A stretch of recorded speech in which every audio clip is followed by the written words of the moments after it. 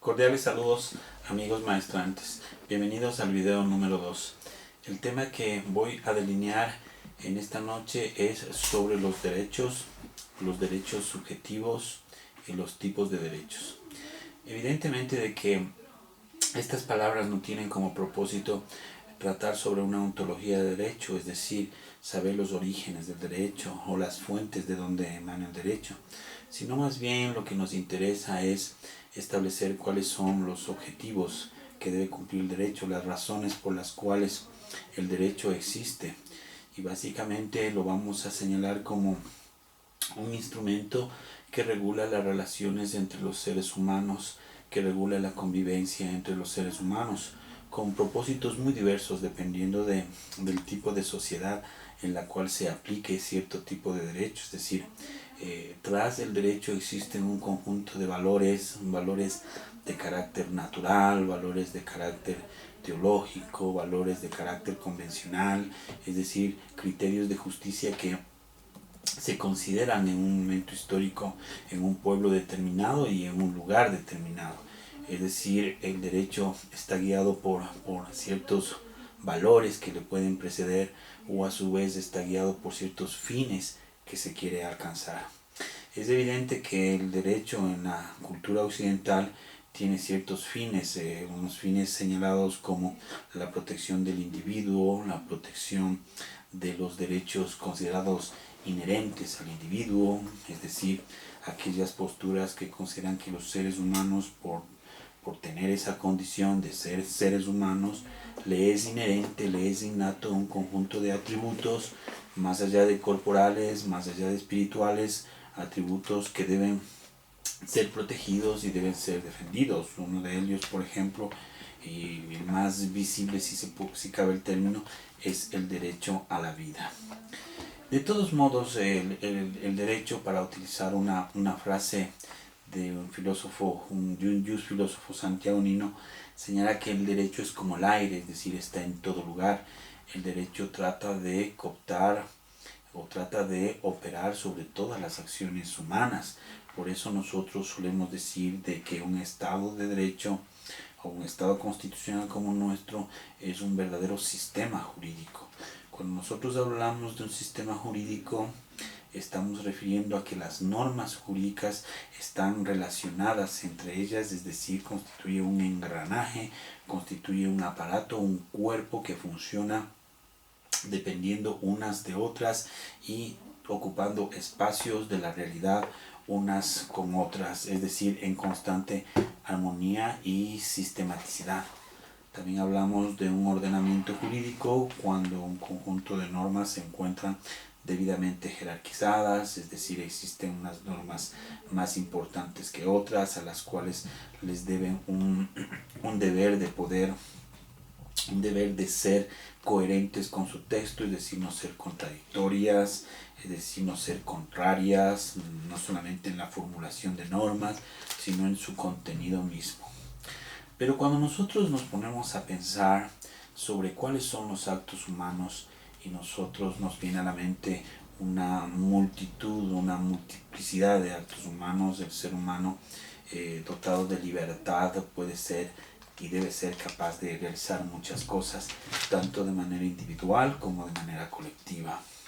Y es por eso que el derecho puede dividirse en parcelas dependiendo de los hechos que quiere regular, dependiendo de los actos que desea regular.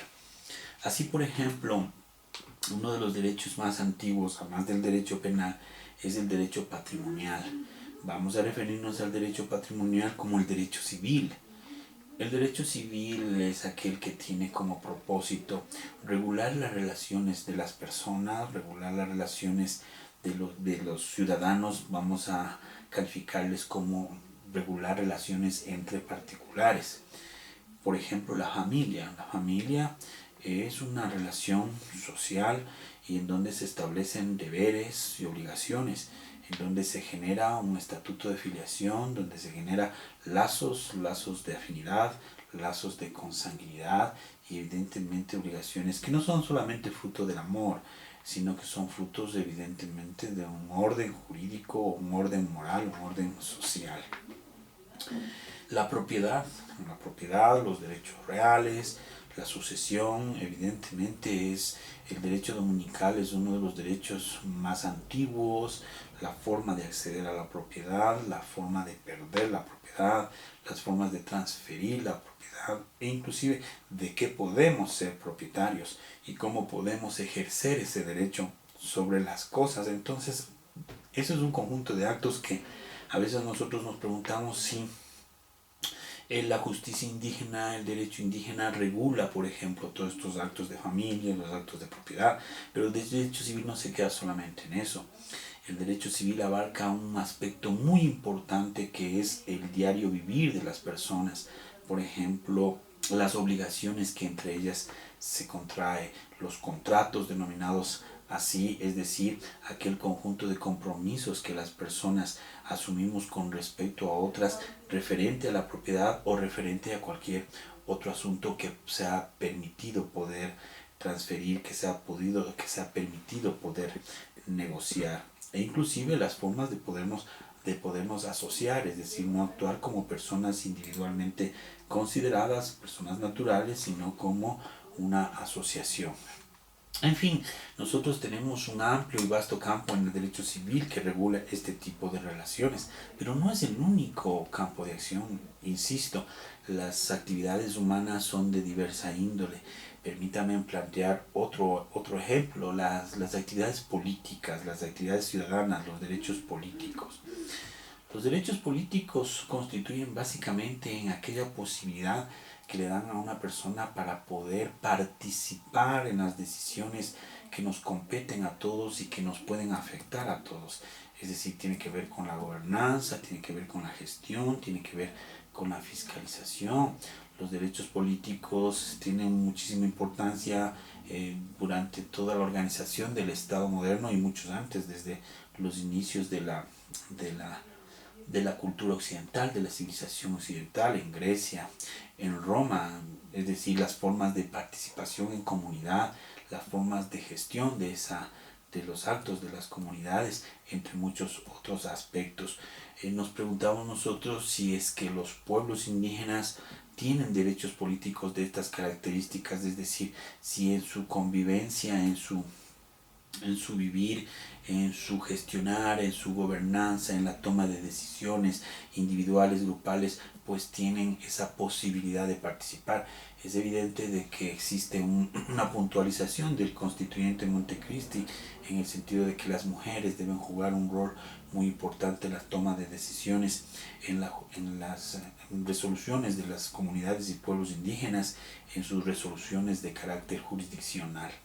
Pero no solamente es eso, nosotros tenemos que regular las relaciones laborales, tenemos que regular relaciones mercantiles y por último tenemos que regular relaciones de carácter penal, es decir, aquellas conductas que realizamos los seres humanos que la sociedad ha considerado que deben ser prohibidas, es decir, aquellos actos que lesionan ciertos bienes de las personas y de los colectivos que deben ser cuidados, por ejemplo la vida, por ejemplo la propiedad, por ejemplo la salud, por ejemplo la libertad de expresión, por ejemplo la libertad de credo, entre muchos otros. Son derechos denominados actualmente como de libertad que están en el artículo 66 de la Constitución. Es decir, el derecho penal es un conjunto de normas que tipifican, cuando señalo que tipifican, quiere decir que establecen, que configuran, que señalan escritamente, que señalan qué clase de conductas son consideradas antijurídicas, es decir, que lesionan un bien jurídico y que por lo tanto tendrían que ser castigadas, evidentemente dentro de un proceso debido, de un camino, ¿no?, que debe seguirse para llegar a la convicción de que una persona es responsable y de qué tipo de responsabilidad estaríamos hablando sobre el hecho en sí. Y con la evolución del Estado liberal moderno, a un Estado social de derecho, a un Estado de bienestar, evidentemente que las constituciones de Weimar, las constituciones de México, entre por no citar otras más de última data, han ido incorporando derechos de carácter colectivo. Los derechos de carácter colectivo son aquellos que competen a las personas, que tomadas en términos generales y que se considera ya básicas para su existencia,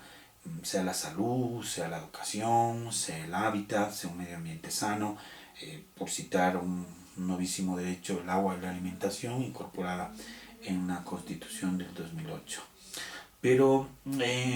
hemos dejado en esta lógica de pensar solamente en el individuo como el principio y fin de todo, es decir, desde esta visión antropocéntrica que hemos hablado mucho en las consideraciones de la cultura occidental moderna. Hemos pensado también en que debe regularse otras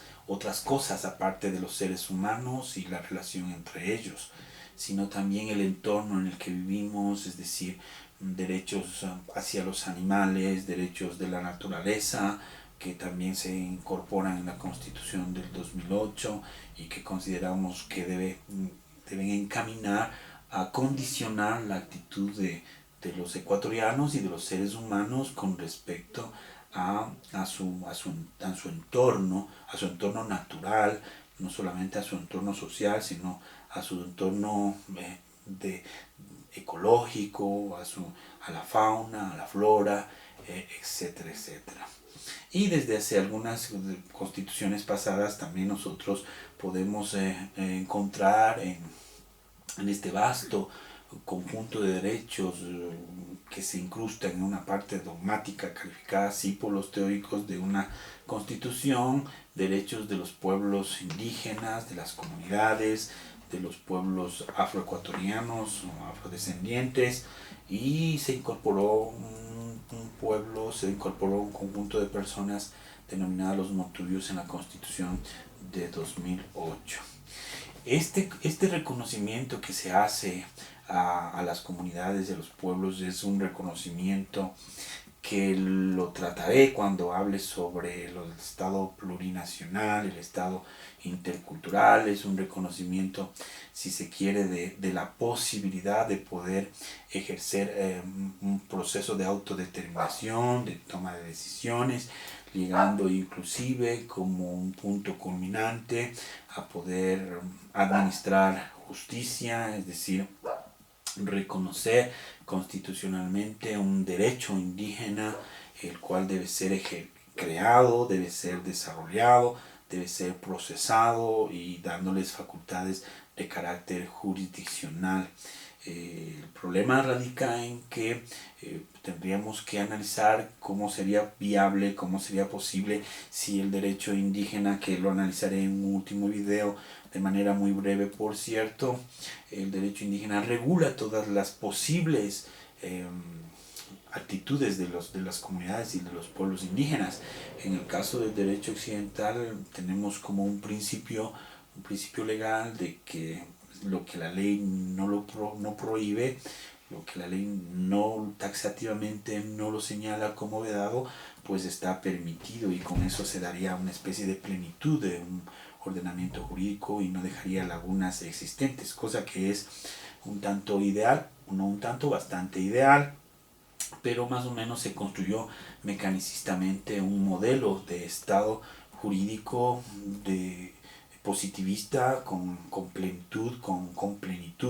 con totalidad, es decir, un organismo, digamos, casi perfecto, si cabe el término. En este sentido, nosotros nos ponemos a pensar que el derecho occidental tiene como propósito salvaguardar al individuo como su máxima desde una visión antropocentrista. Veremos en el futuro que probablemente la justicia indígena tiene otro planteamiento o basa sus paradigmas o basa sus principios tal vez en otros en otros derroteros como puede ser el equilibrio de la comunidad, la paz de la comunidad, la armonía de la comunidad, el contexto en sí y no el individuo visto de manera única e independiente.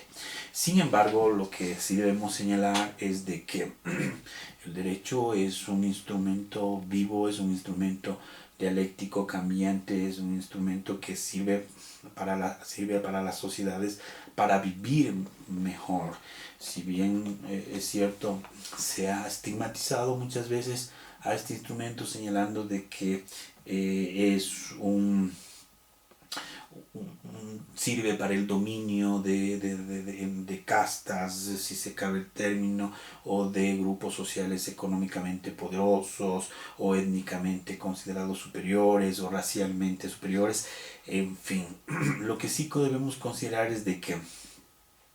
las acciones humanas en el derecho positivo, en el derecho escrito, las acciones humanas están reguladas por un conjunto de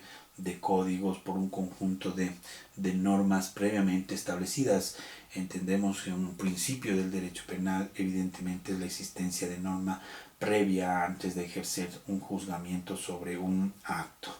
Otra de las características que podemos decir brevemente del derecho occidental es el monopolio de la creación jurídica, es decir, este monopolio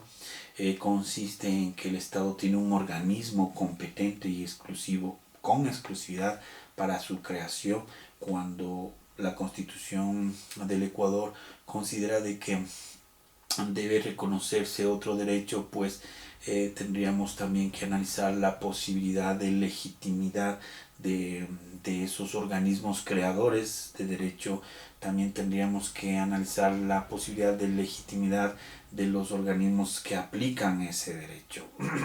El extremo sería que consideremos que el Ecuador es un estado donde se reconoce un pluralismo jurídico, pero esto también tendría que analizarse desde una perspectiva de subordinación del derecho. ¿Qué quiere decir? Es decir, la posibilidad de que existan dos sistemas jurídicos ambos de la misma jerarquía, de la misma importancia, que ninguno se subordine a otro, que sean independientes y cabe el término, lo cual parece que no es el espíritu del constituyente Montecristi. Si bien existen normas constitucionales que dan la posibilidad de crear derecho en la justicia indígena, no es menos cierto de que su aplicación se encuentra en ciertos límites y bastante claramente establecidos en la Carta, y que tiene que ver con los contenidos de la Constitución, que tiene que ver con los contenidos de los tratados internacionales. En todo caso, nosotros tenemos que analizar que en el derecho positivo occidental lo que se hace es estructurar un mundo, un universo normativo que trata de regular todos los actos del ser humano, y no solamente los actos que de hecho se suscitan, sino los actos que son de posibilidad de que se lleguen a suceder, porque el derecho no solamente es un regulador de la hora, sino que es un regulador, es un instrumento para planificar el futuro. Entiéndase que existen normas con contenidos como directrices, políticas públicas, etcétera, etcétera. En tal virtud, lo importante es llegar a entender de que desde la perspectiva jurídica occidental positivista, lo que se quiere es de que se encuadren a una norma previamente establecida por un órgano legitimado para que emita ese tipo de directrices, de normas, de principios, de reglas, y que a su vez cumplan un conjunto de valores que tienen la carácter de valores morales, si se quiere, valores de justicia, que la sociedad los acepta como tal. Sea esto el buen vivir, el suma causa, sea esto la libertad de empresa, sea esto la libertad individual, sea esto el bienestar colectivo, etcétera, etcétera. Gracias por su atención.